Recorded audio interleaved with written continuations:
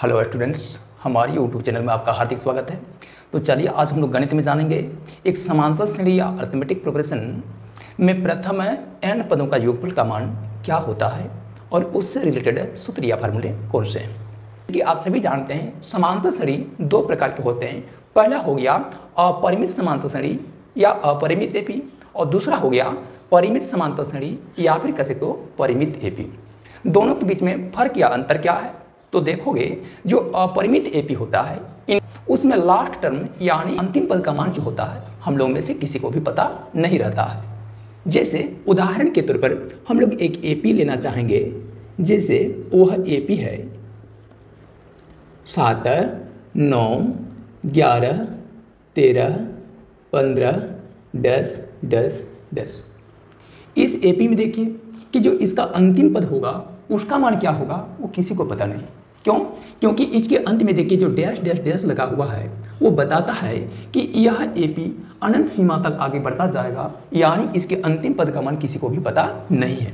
तो जब इसका लास्ट टर्म का मान किसी को पता नहीं है तो उस स्थिति में हम लोग इस प्रकार के एपी को क्या नाम देंगे? तो इस प्रकार के एपी जिसमें अंतिम पद का मान पता नहीं होता है उसका नाम होता है अपरिमित एपी या फिर इनफाइनाइट अरिथमेटिक प्रोग्रेशन।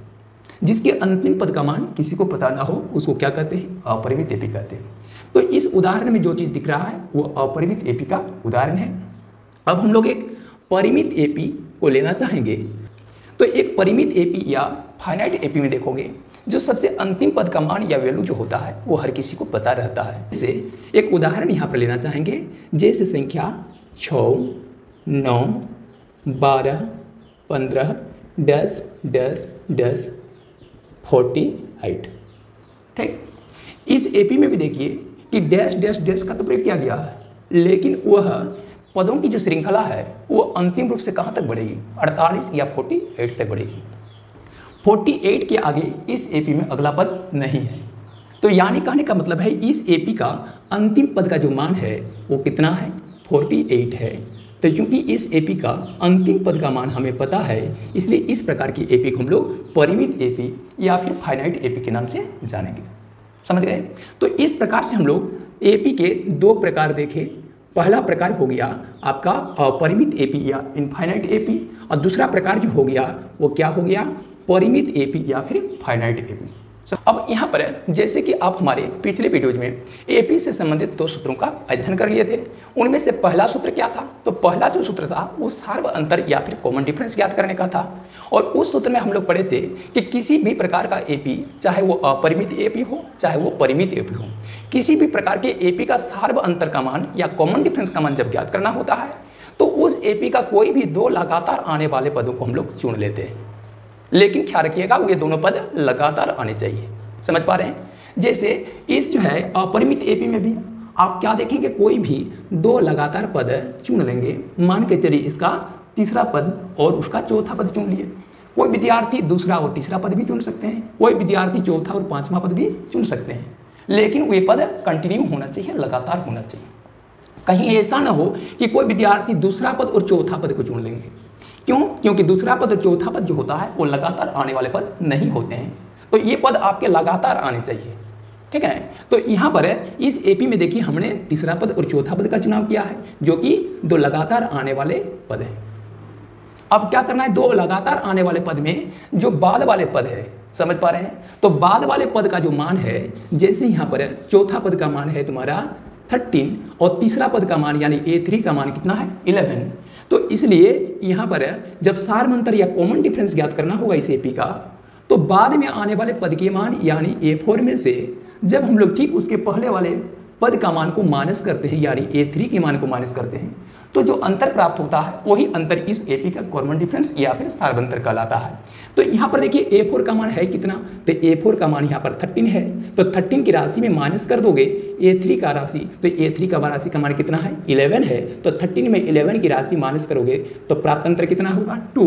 तो इस अंतर 2 को हम लोग क्या बोलेंगे? इस समांतर एपी का सार्वअंतर या फिर कॉमन डिफरेंस करेंगे। ठीक है? लेकिन इसमें एक बात का ध्यान रखना है कि बाद में आने वाले पद में ही उसके पहले वाले पद को माइनस करना है। कहीं आप ऐसा नहीं कर देना कि पहले आने वाले पद के मान में दूसरे पद को माइनस कर दोगे। वही चीज़ आप इस एपी के साथ भी कर सकते हो। कोई भी दो लगातार पदों का चुनाव कर लोगे, कोई अगर चाहेंगे तो पहला पद और दूसरा पद को भी ले सकते हो। तो ये हो गया इसका पहला पद यानी ए, और ये हो गया इसका दूसरा पद यानी A2। ये दो लगातार आने वाले पद हैं। अब दो लगातार आने वाले पदों में क्या करना है, बाद वाले पद का मान यानी A2 के मान में जब ठीक उसके पहले वाले पदों का मान यानी A1 का मान कहें या A का मान माइनस कर दोगे तो जो डिफरेंस प्राप्त होगा वो डिफरेंस कॉमन डिफरेंस कहलाएगा इस एपी का।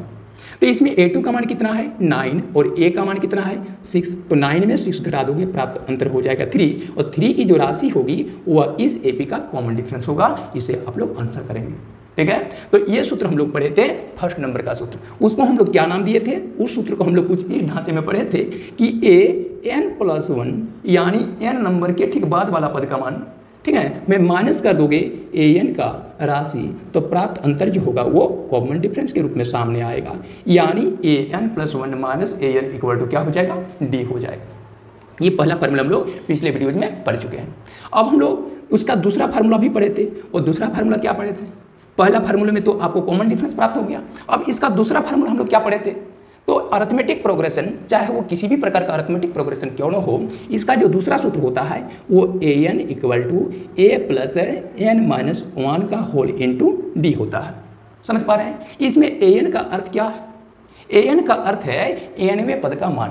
किसी भी एपी में nवें पद का मान क्या है, समझ पा रहे हैं। जैसे यहाँ पर कह सकते हो अगर A3 कहा जाए तो n के जगह पर अगर 3 भर देंगे, जहाँ पर n इक्वल टू कोई प्राकृत संख्या हो, क्या होनी चाहिए, कोई प्राकृत संख्या होनी चाहिए या फिर कोई नेचुरल नंबर होनी चाहिए। तो यदि यहाँ पर A3 भर दोगे, क्योंकि 3 एक क्या है नेचुरल नंबर है, तो A3 का अर्थ हो गया किसी एपी के तीसरे पद का मान क्या है। तो उसको यदि ज्ञात करना चाहते हो तो इसके लिए आपको क्या करना होगा, a+n-1 का होल इंटू डी करना होगा, यानी उसमें करना होगा a का मतलब उस एपी का प्रथम पद के मान में प्लस कर देना होगा। क्या चीज प्लस करना होगा, n-1 इंटू डी की राशि को। तो n का मतलब उसकी जो पद संख्या है, पद की क्रम संख्या है। समझ पा रहे हैं, तो यहाँ पर अगर तीसरे पद की बात करोगे तो n की जगह पर 3 भरा जाएगा, तो 3 की राशि में 1 घटा दोगे यानी 2 प्राप्त होगा, और 2 की राशि को गुणा कर दोगे d की राशि यानी कॉमन डिफरेंस से। ठीक है, तो देखोगे यहाँ पर 2 की राशि को कॉमन डिफरेंस से गुणा कर दोगे तो प्राप्त गुणनफल जितना होगा उस राशि में से जब उस एपी का प्रथम पद जोड़ दोगे तो प्राप्त योगफल का जो मान निकलेगा वही आपका संबंधित एपी के तीसरे पद का मान निकल जाएगा। यानी किसी भी एक एपी में nवें पद का मान ज्ञात करने के लिए बेसिकली आपको 3 चीज़ों की जानकारी होना जरूरी है। वे 3 जानकारी में से पहली जानकारी है उस एपी का प्रथम पद की जानकारी आपको होना चाहिए। दूसरा नंबर की जानकारी है उसमें कितने नंबर के पद ज्ञात करने के लिए कहा जा रहा है, उसका नंबरिंग आपको पता होना चाहिए, उसका क्रम संख्या पता होना चाहिए, और तीसरा चीज जो पता होना चाहिए वो उस एपी का अंतर या कॉमन डिफरेंस पता होना चाहिए। ये 3 जानकारी अगर आपके पास है तो आप निःसंकोच a+n-1 का होल इंटू डी का फार्मूला अप्लाई करके nवें पद का मान आसानी से ज्ञात कर सकते हैं। लेकिन इसके लिए आपको ये तीनों चीज की जानकारी जरूरी है। अगर ये तीनों जानकारी आपके पास है तो बहुत अच्छी बात है, आप फार्मूला को अप्लाई करके आगे बढ़िए। और अगर इन तीनों में से कोई एक भी चीज की जानकारी की कमी है तो ज्ञात राशि को प्राप्त करने के बाद ही फार्मूला को अप्लाई करके आगे बढ़ेंगे, तब आपको सफलता मिल पाएगी। ठीक है, यानी an का मान प्राप्त हो सकेगा। अब हम लोग इसके फार्मूला नंबर 3 की बात करेंगे। तो एपी से संबंधित तीसरा फार्मूला और जो चौथा फार्मूला है वो एपी के पदों के योगफल से रिलेटेड है। समझ पा रहे हैं, तो तीसरा नंबर का फार्मूला है अपरिमित एपी या फिर इनफाइनाइट एपी में प्रथम यानी फर्स्ट n पदों का योग या फिर योगफल कर सकते हो, जिसको हम लोग निरूपित करेंगे Sn की राशि से। तो Sn इक्वल टू क्या सूत्र होता है, तो उसका सूत्र होता है n/2 into 2a plus n-1 का होल इंटू डी। समझ पा रहे हैं, यानी कोई एक अपरिमित एपी है, जैसे इसमें देख रहे हो फर्स्ट नंबर के एग्जाम्पल में, तो पहला एग्जाम्पल में जो देख रहे हो 7 9 11 13 15 डैश डैश डैश, इनके अंतिम पद का मान पता नहीं है। तो अगर इस प्रकार का कोई एक अपरिमित एपी है और उस अपरिमित एपी में प्रथम 15 पदों के मानों का योगफल कितना है, ये प्रथम पद से लेकर आपके 15वां नंबर तक के पद को मानों को अगर ऐड करेंगे तो प्राप्त योगफल क्या होगा। तो चूंकि यह अपरिमित एपी है तो अपरिमित एपी के लिए प्रथम n पदों का योगफल का सूत्र जो होता है जिसको हम लोग Sn कहते हैं वो क्या होता है n/2 into 2a plus n-1 का होल इंटू डी होता है। ठीक है, तो यहाँ पर अगर एग्जाम्पल नंबर 1 की बात करेंगे तो प्रथम 15 पदों का योगफल कितना होगा। तो प्रथम 15 पदों का योगफल जब किसी एपी का ज्ञात करना पड़ता है तो या ज्ञात करना होता है तो क्या करते हैं हम लोग, एस एन के जगह पर कितना लिख देते हैं, 15 या 15 की राशि लिख देंगे इक्वल टू n/2। तो n के जगह पर कितना लिखेंगे, 15, क्योंकि हम लोग प्रथम 15 पदों का योगफल ज्ञात करने चले हैं। तो n के जगह 15/2 का होल इंटू 2a, मतलब 2 इंटू a। तो अगर हम लोग इसका फर्स्ट एग्जाम्पल की बात करेंगे तो फर्स्ट एग्जाम्पल में a यानी प्रथम पद का मान कितना है, तो प्रथम पद का मान यहाँ 7 है। तो उस स्थिति में a के जगह पर 7 का होल इंटू n के जगह पर कौन सा मान रखोगे, n के जगह पर यहाँ पर 15 पदों का योगफल की बात आ रही है। तो यहाँ n के जगह पर 15 माइनस a का होल इंटू d की जो बात करोगे तो इसका d देखिए हम लोग निकाल चुके हैं, a4 माइनस a3 करके कितना प्राप्त हुआ है, 2 की राशि प्राप्त हुआ है। तो इस जगह पर d के जगह पर 2 लिख दोगे, फिर यहाँ पर बड़ी ब्रैकेट से उसे घेर दोगे। अब ए को हल करना है तो हल करने पर BOD MS फार्मूला की मदद लेनी है और उसके माध्यम से आपको जब हल करना होगा तो ब्रैकेट के अंदर के कम फर्स्ट में होंगे। तो 15/2 इंटू 2 इंटू 7 का यहाँ पर 15 में 1 घटा दोगे, 14 की राशि प्राप्त होगी और वह गुना हो जाएगी 2 की राशि से। यहाँ पर फिर हल करने के लिए आगे बढ़ोगे तो क्या हो जाएगा, 2 इंटू 7, फिर 14 के अंदर का काम निपट चुका है, इसलिए 15 की राशि या 14 की राशि जो होगी वो 2 से गुना हो जाएगी। तो क्या हो जाएगी,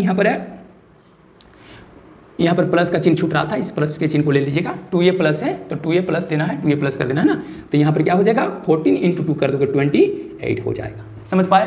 उसके बाद फिर आगे चलोगे तो 15/2 का होल इंटू 2 इंटू 7 कर दोगे 14 प्लस 28 हो जाएगा। अब यहाँ पर आ जाते हैं तो S15 का मान कुछ इस तरह से निकलेगा, 15/2 की राशि जो का तो इंटू यहाँ पर क्या हो जाएगा, 14 प्लस 28 कर दोगे तो कितना हो जाएगा, 42 हो जाएगा। और इस तरह से 15/2 इंटू यहाँ पर 42 करोगे तो 42 के नीचे कुछ नहीं मतलब 1 की राशि होगी, 2 से कटोगे तो 2 के 2 का पहाड़ा 21 बार में 42 हो जाएगा। और इस तरह से 15 गुना 21 करके हम लोग क्या कर सकते हैं, बट्टा एक जो कि नहीं लिखने से भी चलेगा। तो 21 की राशि को जब 15 से गुना कर दोगे तो प्राप्त गुणनफल जो होगा वो कितना हो जाएगा, 315 होगा। और इस तरह से यहाँ पर प्रथम 15 पदों के मानों का जो योगफल होगा वो 315 निकल आ जाएगा और उसे आप लोग क्या कर देंगे, आंसर कर देंगे। यानी इस एपी के पहला पद से लेकर 15वां पद तक के मानों को जोड़ेंगे तो उनका कुल योगफल जो होगा वो 315 निकलेगा। अब हम लोग इससे थोड़ा सा आगे बढ़ जाएंगे। इससे आगे बढ़ते हुए क्या करने हैं, तो परिमित एपी में प्रथम n पदों का जो योगफल होगा यानी Sn से जिसको निरूपित करेंगे वो मान क्या होगा, इसके लिए आपको उतना कुछ करने की आवश्यकता नहीं है, केवल आप n/2 इंटू प्लस l कर दोगे तो आपका काम निकल जाएगा। ठीक है। तो यहाँ पर n का मतलब क्या हो गया, पदों की संख्या। तो n का मतलब है वहाँ पर कुल मिलाकर परिमित एपी में कितने पद आए हैं। ठीक है। तो उसके n का मान आप लोग यहाँ पर रख दोगे। जैसे सेकंड नंबर का एग्जाम्पल को देख लीजिए, सेकंड नंबर का जो एग्जाम्पल है वो परिमित एपी का एग्जाम्पल है। तो इस परिमित एपी में प्रथम 7 पदों का योगफल कितना है, यदि ये सवाल पूछा जाए आपसे तो क्या होगा। तो अगर इसके प्रथम 7 पदों का योगफल की बात करेंगे तो उसको हम लोग सांकेतिक तौर पर कैसे व्यक्त करेंगे, S7 इक्वल टू करेंगे तो क्या हो जाएगा, यहाँ पर n/2 यानी n के जगह पर कितना आ गया है, 7 की राशि। क्योंकि आप परिमित एपी के प्रथम 7 पदों का योगफल निकालने चले हैं इसलिए n के जगह पर 7 कर दोगे बट्टा 2 इंटू a प्लस l कहने का मतलब है इसके प्रथम पद के मान में प्लस कर देना पड़ेगा इसके अंतिम पद का मान। समझ पा रहे हैं।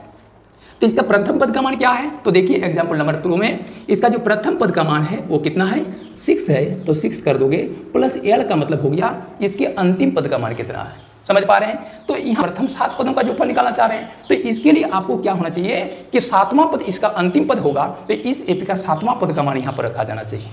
प्रथम 7 पदों की बात आ रही है तो यहाँ पर इस एपी का 7वां नंबर के पद का मान क्या है, यानी A7 का मान क्या है, क्या किसी को पता है। A7 का मान कितना होगा वो हम लोगों को अभी फिलहाल पता नहीं है। तो A7 का मान कैसे पता होगा, तो इसके लिए आपको फार्मूला नंबर 2 में चलना पड़ेगा। फार्मूला नंबर 2 में क्या पढ़े हो, an, तो n के जगह पर 7 क्योंकि हम 7वें पद का मान निकालना चाहते हैं। तो an इक्वल टू क्या होता है, a प्लस, तो यहाँ पर a का मान कौन सा है, 6 है, प्लस n-1 यानी n के जगह पर 7 -1 का होल इंटू d मतलब सार अंतर या कॉमन डिफरेंस चाहिए। तो इसका सार अंतर या कॉमन डिफरेंस कैसे निकलेगा, तो इसमें एक काम करेंगे कि a2 के मान में a का मान माइनस कर दोगे, तो a2 का मान कितना है 9, उसमें ठीक पहले वाला पद 6 का मान माइनस कर दोगे, तो 9 में 6 माइनस कर दोगे, प्राप्त अंतर कितना होता है 3। तो यहाँ पर कॉमन डिफरेंस की जगह पर आप लोग क्या लिख देंगे 3 रख दोगे, और इसे जब सॉल्व कर लोगे तो आपको 7वें पद का मान प्राप्त होगा, जो कि वहाँ पर लास्ट टर्म की जगह पर फिट होगा, और हम लोग इसके माध्यम से फार्मूला को आगे ले चलेंगे। ठीक है, तो इसको हल कर लेंगे। 6 प्लस 7 में 1 घटा दोगे 6 इंटू 3, यानी 6 प्लस यहाँ इंटू का काम फर्स्ट में होगा, तो 6 इंटू 3 हो जाएगा कितना 4 18, और 6 में 18 की राशि जोड़ दोगे तो कितना हो जाएगा 24। यानी कहने का मतलब है यहाँ जो एपी का 7वां नंबर का पद होगा वो 24 या 24 होगा। तो उस जगह पर क्या करना है, एल के जगह पर यहाँ पर 24 की राशि रख देना। समझ गए। फिर इसको हल करने के लिए आगे बढ़ेंगे।